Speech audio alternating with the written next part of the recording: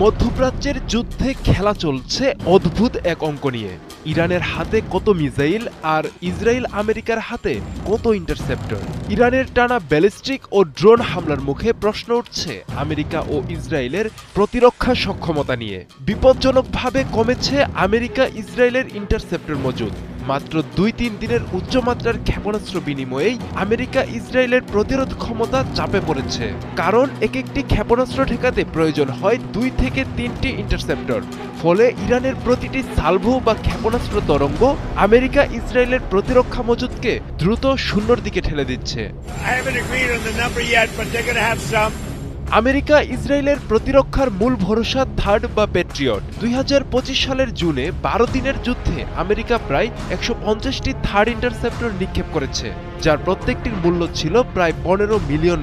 বর্তমান সময়েও ইরানের মিসাইলের আঘাত ঠেকাতে এই ধরনের ইন্টারসেপ্টর ব্যবহার করছে আমেরিকা ইসরায়েল। প্রশ্ন হচ্ছে, ইন্টারসেপ্টরের ব্যবহার এই গতিতে চললে মজুদ কতদিন টিকবে? প্রতিরক্ষা বিশ্লেষকদের মতে উচ্চমাত্রার হামলা অব্যাহত থাকলে কয়েকদিনের মধ্যেই অপারেশনাল স্টক উল্লেখযোগ্যভাবে কমে যাবে। উৎপাদন বাড়াতে সময় লাগবে মাসের পর মাস। এই সুযোগেই আমেরিকা ইসরায়েলকে তছনছ করে দেবে ইরান। যদি ইরান আরও কয়েকদিন টানা হামলা চালায়, তাহলে তেল স্থাপনা, বড় বিমান ঘাঁটি ও কৌশলগত বিমান ঘাঁটি লক্ষ্যবস্তু হবে। সব লক্ষ্য রক্ষা করা সম্ভব হবে না আমেরিকা ইসরায়েলের। ঝুঁকি বাড়বে নগর এলাকায়। প্রতিদিনের প্রতিরক্ষা ব্যয় পৌঁছাবে শত শত মিলিয়ন ডলারে।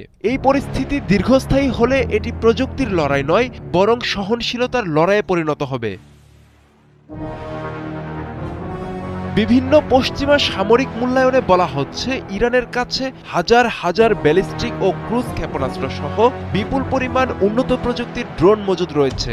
সুনির্দিষ্ট সংখ্যা প্রকাশ করা না হলেও অনুমান করা হয় ইরানের স্বল্প ও মধ্যপাল্লার ব্যালিস্টিক ক্ষেপণাস্ত্র রয়েছে কয়েক হাজার। ক্রুজ মিসাইল ও ড্রোনের সংখ্যাও হাজারের বেশি। ইরানের কৌশল হচ্ছে মিশ্র হামলার মাধ্যমে ব্যালিস্টিক, ক্রুজ ও ড্রোন একসঙ্গে ছুড়ে প্রতিরক্ষাকে বহু স্তরে ব্যস্ত রাখা। এতে প্রতিটি হামলায় একাধিক স্তরের ইন্টারসেপ্টর ব্যবহার করতে হবে। উপরের স্তরে থার্ড, নিচে প্যাট্রিয়ট। ইরান যত বেশি মিশ্র সালভো ছুড়ে আমেরিকা ইসরায়েলের প্রতিরক্ষা মজুদ তত দ্রুত ক্ষয় হয়।